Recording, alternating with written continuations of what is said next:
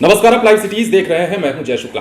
देखिए, पटना पुलिस ने एक ऐसे गैंग का खुलासा किया है जिसकी कुंडली खंगालने के बाद कई सारे राज खुल गए हैं। सबसे बड़ा राज तो ये कि कैसे एक मां अपने बेटे के लिए दिन में दुकानों और ज्वेलरी शॉप की रेकी करती थी और रात में मां की ही रेकी के बाद वो बेटा अपने दोस्तों के साथ मिलकर लूट की घटना को अंजाम देता था।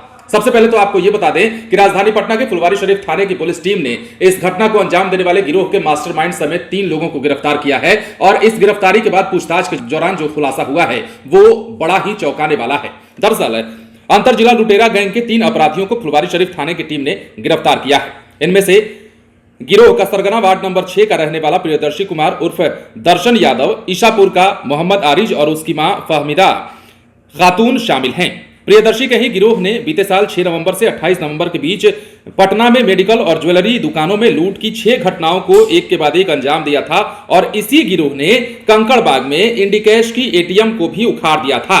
इस माह में यह गिरोह समस्तीपुर में एक बैंक लूट की घटना को अंजाम देने वाला था और मनेर में एक हत्याकांड को भी अंजाम देने वाला था। इस गिरोह के 16 बदमाशों को पुलिस पहले से ही जेल भेज चुकी थी। तीनों की गिरफ्तारी के बाद अब यह पूरा गिरोह जेल की सलाखों के पीछे है।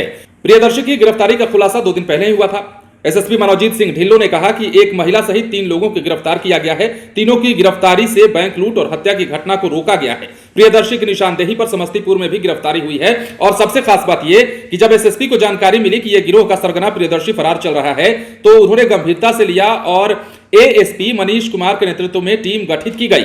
मामला ठंडा होता देख प्रियदर्शी दोबारा एक्टिव हो गया, जिसके बाद पुलिस को यह सफलता मिली और अब जो है इन लोगों के खिलाफ एक के बाद एक बड़ी जो बात है वो निकलकर सामने आ रही है। बड़े खुलासे हो रहे हैं। छानबीन में यह भी पता चला कि शातिरों ने इस गिरोह में आरिज नाम का एक युवक और उसकी मां फहमीदा को भी शामिल किया है। जांच में यह भी खुलासा हुआ है कि फहमीदा दिन में ज्वेलरी और दवा की दुकानों की रेकी करती थी।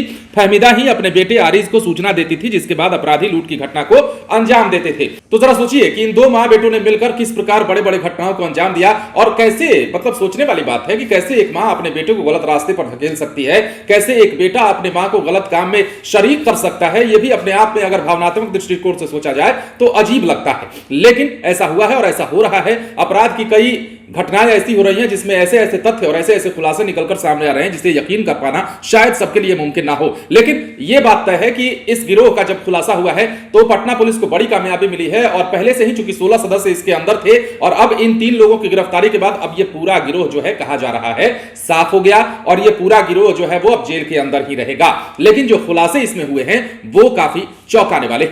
बने रहे लाइव सिटीज के साथ। यदि अब तक आपने हमारे YouTube चैनल को सब्सक्राइब नहीं किया है तो सब्सक्राइब कर लीजिए ताकि हम आपको खबरों से अपडेट रख सकें। धन्यवाद।